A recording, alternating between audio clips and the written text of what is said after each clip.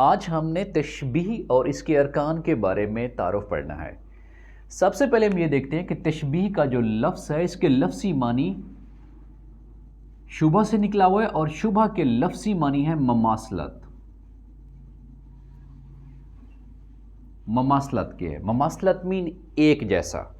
तशबीह किसे कहते हैं? जब एक चीज़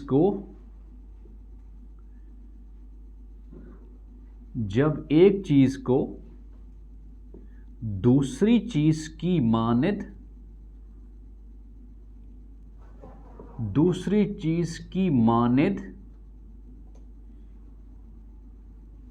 या जैसा करार दिया जाए।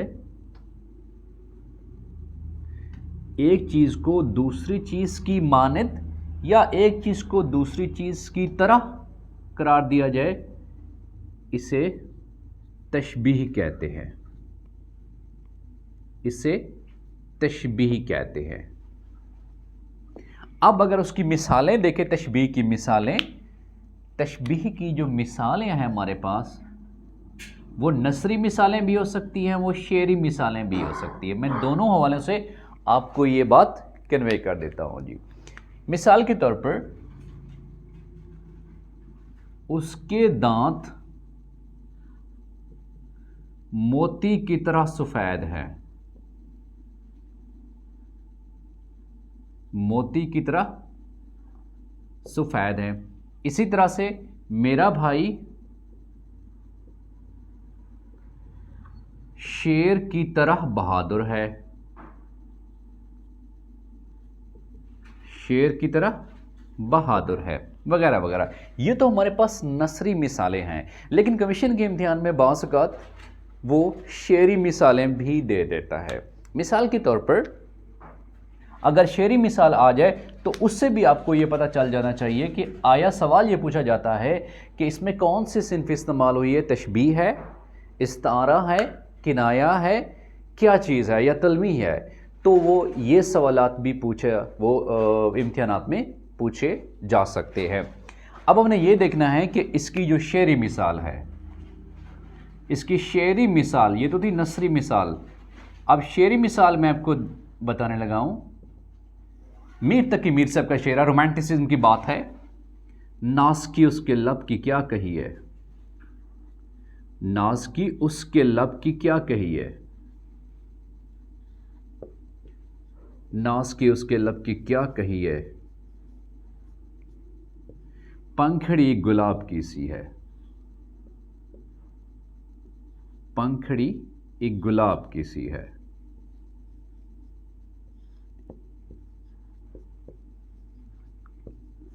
ये शेर की अलामत है जी।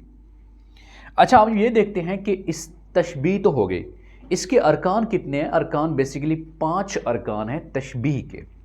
अब इसके अरकान को देखते हैं। इसके अरकान की तादाद कुल कितनी है, वो है 5 है जी। इसके अरकान की तादाद 5 है। और वो अरकान किस तरह से, मैं जुमले से आपको इसकी सादा मिसाल भी समझा देता हूं जी। मिसाल के तौर पर जी, यहां मैं लिखता हूं जुमला मुशब्बा। नंबर 5 मुशब्बा, मुशब्बा बे, मुशब्बा बे, हर्फ तशबीह,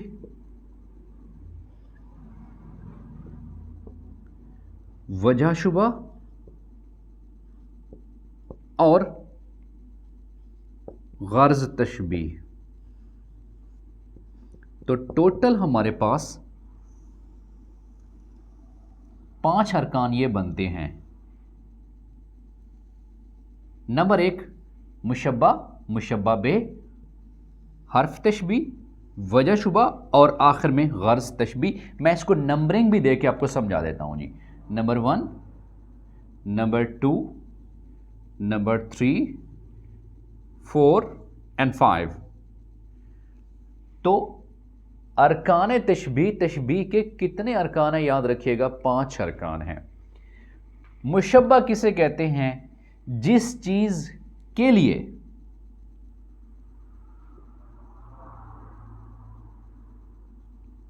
जिसके लिए लफ्ज़ इस्तेमाल हो, जिसके लिए लफ्ज़ इस्तेमाल हो, वो क्या कहलाता है? मुशब्बा कहलाता है।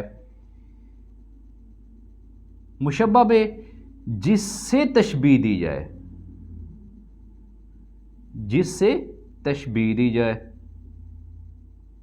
और हर्फ तशबीह क्या होता है? जैसे की तरह, की मानद वगैरह वगैरह। वजह शुबा कि वजह क्या है, और गर्ज तशबीह क्यों करते हैं दोनों के दरमियान तशबीह। अब एक जो जुमला होता है, जब मैं बात करता हूं तशबीह की, याद रखिएगा तशबीह के 5 अरकान हैं।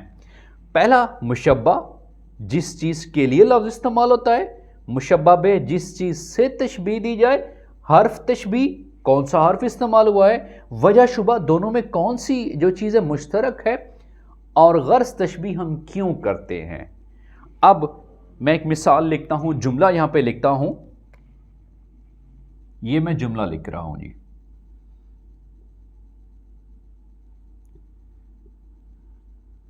मेरा भाई चांद की तरह खूबसूरत है। अब मैं इसको अरकान को खूबसूरत है, ये मेरे पास जुमला है। अब इसमें मुशब्बा क्या है भाई, किसके लिए लफ्ज इस्तेमाल किया जा रहा है? मेरे भाई के लिए। तो मेरा भाई क्या है? ये मुशब्बा है। मेरे मुशब्बा पे जिस चीज से तशबीह दी जा रही है, मेरे भाई को किससे तशबीह दी जा रही है? चांद से तशबीह दी जा रही है। तो चांद क्या है? मुशब्बा पे। हर्फ तशबीह कौन है इसमें? की तरह इस्तेमाल हुआ है। वजह शुबा, दोनों में कौन सी चीज मुश्तरक है? वजह शुबा कहते हैं कि दोनों में जो चीज मुश्तरक है, तो दोनों में क्या मुश्तरक है? खूबसूरती है। और गर्ज तशबीह मैं क्यों इस्तेमाल कर रहा हूं? ये मैं असल में अपने भाई की खूबसूरती बयान करना चाह रहा हूं जी। मेरे भाई की खूबसूरती को बयान करना। तो वंस अगेन मैं आपको तशबीह के हवाले से बता रहा हूं। तशबीह के लफ्सी मानी ममासलत के हैं, एक जैसा। शबीह से भी लफ्ज़ से निकला है, शबीह कहते हैं, साया को भी कहते हैं जी। तो इसके लफ्सी मानी क्या है? ममासलत। लफ्सी मानी या लुग़वी मानी, मतलब लुगत में जो मानी है, लुगत में dictionary meaning, not contextual meaning. जब एक चीज़ को दूसरी चीज़ की मानद या जैसा करार दिया जाए उसे तशबीह कहते हैं। और तशबीह की मिसालें मैंने कहा, उसके दांत मोती हैं, मोती की तरह सफ़ेद है, मेरा भाई शेर की तरह बहादुर है। उसकी शेरी मिसाल, नास की उसके लब की क्या कहिए, पंखड़ी गुलाब की सी है। तो ये एक शेरी मिसाल है। इम्तिहानात में क्या होता है कि एक शेरी मिसाल दे के वो आपसे पूछना ये चाह रहा होता है कि आया कि तशबीह की मिसाल है, इस्तारा की मिसाल है, तलमीह की मिसाल है, या कोई और चीज़ है। ठीक है। अरकान कितने होते हैं तशबीह के? याद रखिएगा 5 अरकान है। मुशब्बा, मुशब्बा बे, हर्फ तशबीह, वजह शुबा और गर्ज तशबीह। मैंने एक जुमला लिखा है, उस जुमले से मैं सारी चीज़ें आपको मैंने बयान कर दी हैं। मेरा भाई चांद की तरह खूबसूरत है। तो जिस चीज़ के लिए लफ्ज़ इस्तेमाल हुआ है उसे मुशब्बा कहते हैं। किस चीज़ के लिए लफ्ज़ इस्तेमाल हुआ है? मेरा भाई। तो मेरा भाई क्या है? मुशब्बा है। जिस चीज़ से तशबीह दी जाए, चांद से तशबीह दी जा रही है, चांद क्या है? मुशब्बा बे है। हर्फ तशबीह क्या है? कौन सा हर्फ इस्तेमाल हुआ है? की तरह खूबसूरत है, तो की तरह इस्तेमाल हुआ है। वजह शुबा, दोनों में चीज़ कामन हो। याद रखिएगा कि मुशब्बा और मुशब्बा बे में खसूसियात का मुश्तरक होना ज़रूरी है। मैं ये नहीं कह सकता कि मेरा भाई चांद की तरह बदसूरत है, या वो शेर की तरह बुज़दिल है, या वो लोमड़ी की तरह पागल है। तो ये नहीं हो सकता। उन दोनों में खसूसियात का मुश्तरक होना ज़रूरी है। वजह शुबा मुश्तरक खूबसूरती है। गर्ज क्या है कि मैं अपने भाई की खूबसूरती बयान करना चाहता हूँ, मेरे भाई की खूबसूरती को बयान करना। तो ये क्या कहलाता है? ये है हमारे पास तशबीह। इम्तिहानात में इससे सवालात पूछे जाते हैं। उसके बाद नेक्स्ट जो मेरे पास है वो क्या है, इसको मैं इरेज कर देता हूँ। जो इम्तिहान में अक्सर औकात कमीशन के इम्तिहान में सवालात पूछे जाते हैं उर्दू पोर्शन के हवाले से, इल्मुल बयां के हवाले से, वो है दूसरा हमारे पास तशबीह के बाद इस्तारा है। याद रखिएगा, तशबीह के बाद वो हमारे पास कहलाता है इस्तारा कहलाता है जी।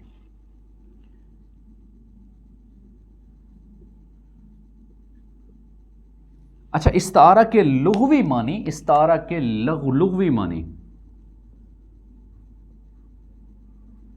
लुग़वी मानी या लफ्ज़ी मानी वो क्या हैं?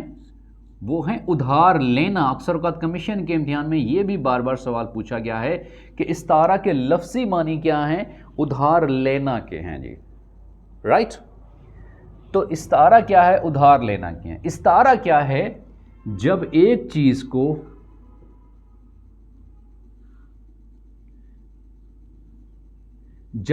चीज़ को हूबहू बिल्कुल बयान ही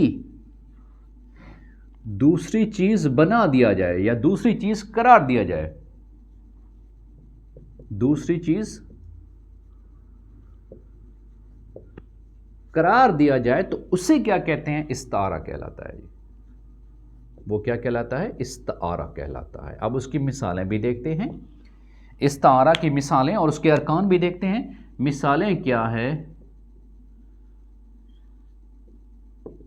इस्तारा की मिसालें? इसमें क्या होता है? एक चीज को हूबहू दूसरी चीज बना दिया जाता है। उसके दांत मोती हैं, उसके दांत मोती हैं। मेरा भाई चांद है। अब मेरा भाई चांद, एक चीज को दूसरी चीज हूबहू बना दिया गया है, तो ये कौन सी इस्तिलाह है? ये इस्तारा कहलाता है।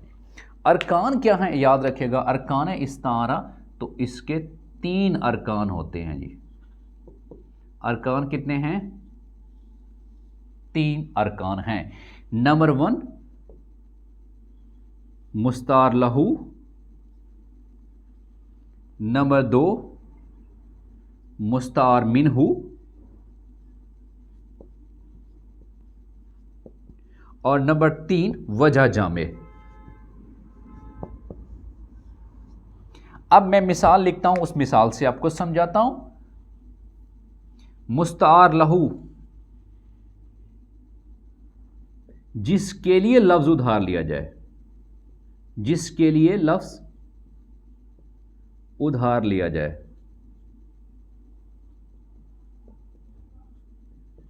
मुस्तार मिनहू क्या है? जिस चीज से उधार लिया जाए, जिससे लफ्ज मुस्तार लिया जाए, लफ्ज उधार या मुस्तार लिया जाए।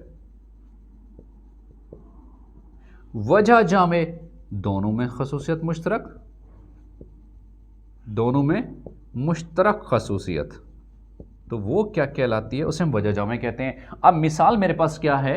मिसाल,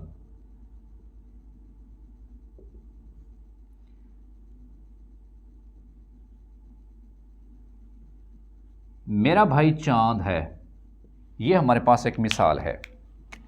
मेरा भाई चांद है। अब इसमें मुस्तार लहू क्या है? जिसके लिए लफ्ज उधार लिया जाए। किसके लिए उधार लिया जा रहा है? मेरे भाई के लिए। तो मेरा भाई क्या है? मुस्तार लहू। मेरा भाई मुस्तार लहू। मुस्तार मिनहू किससे उधार लिया गया है? चांद से। तो चांद क्या है? ये मुस्तार लहू। और इन दोनों के दरमियान जो खसूसियत मुश्तरक है, वजह जामे क्या है? खूबसूरती है जी। ये क्या कहलाता है? खूबसूरती कहलाता है जी, वजह जामे। अब इस्तारा के लुग़वी मानी मैं क्रक्स बयान किए देता हूं। इस्तारा के लुग़वी मानी, लफ्ज़ी मानी उधार लेना के हैं, देना के नहीं है। कमीशन के इम्तिहान में ये सवाल पूछा जाता है, तो आपको ये पता होना चाहिए एटलीस्ट, ठीक है। जब एक चीज़ को हूबहू दूसरी चीज़ करार दिया जाए, बना दिया जाए, राइट, उसे क्या कहते हैं? वो इस्तारा कहलाता है जी। उसके दांत मोती हैं, दांत और मोती सेम कर दिया गया है। मेरा भाई चांद है, भाई और चांद बिल्कुल एक कर दिया गया। अरकान कितने हैं? 3 अरकान है, मुस्तार लहू, मुस्तार मिनहू और वजह जामे। मुस्तार लहू, जिस चीज़ के लिए लफ्ज़ मुस्तार लिया जाए, उधार लिया जाए। जैसे मेरा भाई चांद है, तो किसके लिए लफ्ज़ इस्तेमाल हुआ? मेरे भाई के लिए। मेरा भाई क्या है? मुस्तार लहू है। मुस्तार मिनहू क्या है? जिससे लफ्ज़ उधार लिया जाए। किससे उधार लिया गया है? चांद से। तो चांद क्या है? मुस्तार मिनहू है। और वजह जामे क्या है? दोनों में खूबसूरती, ये वजह जामे है। और उसके बाद जो अगली टर्म अक्सर औक़ात कमीशन के इम्तिहान में सवाल पूछा जाता है कि कौन सी इस्लाह इस्तेमाल हुई है, तो उसका मैं आपको बताए देता हूँ।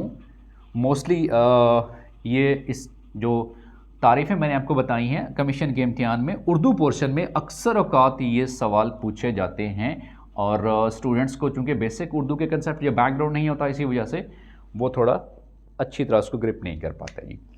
तीसरा है हमारे पास तलमीह,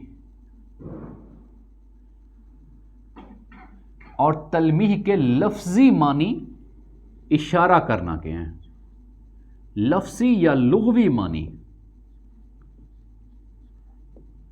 वो क्या है, इशारा करना के हैं, वो हैं इशारा करना के हैं तलमीह। और तलमीह के लुग़वी मानी क्या है, इशारा करना के है जी। लेकिन असल में मानी क्या है कि तलमीह वो ख़ास लफ्ज़, ये नस्र में भी हो सकता है, नज़म में भी हो सकता है, गज़ल में भी हो सकता है, किसी में हो सकता है, ये नसरी हालत में भी, नज़म में भी। होता क्या है तलमीह, वो ख़ास लफ्ज़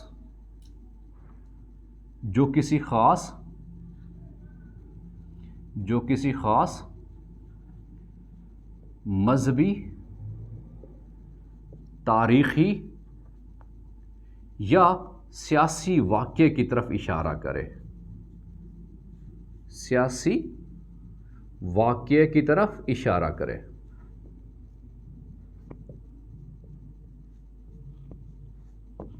लफ्ज़ एक होगा but that word will be a pregnant word, क्योंकि उसके पीछे बहुत बड़ी उसकी स्टोरी होगी जी।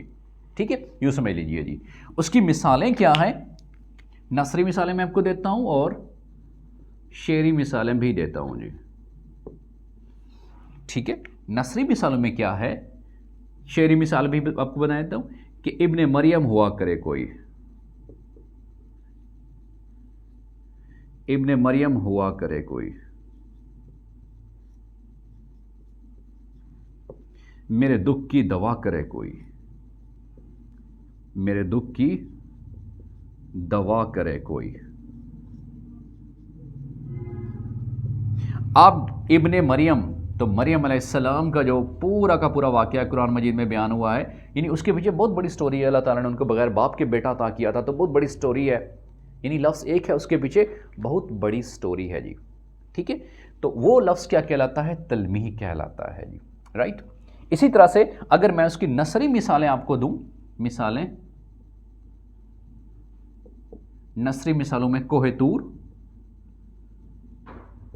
तूर का वो पहाड़ जहां पर हज़रत मूसा, जिनका लक़ब है कलीमुल्लाह, अल्लाह ताला से हम कलाम होने जाते थे, तो उसके पीछे बहुत बड़ी स्टोरी है। यानी एक तजल्ली दिखाई, नूर दिखाया, तो बहुत बड़ी स्टोरी है। तो कोहे तूर, आतिश नमरूद, नमरूद ने जो आग जलाई थी,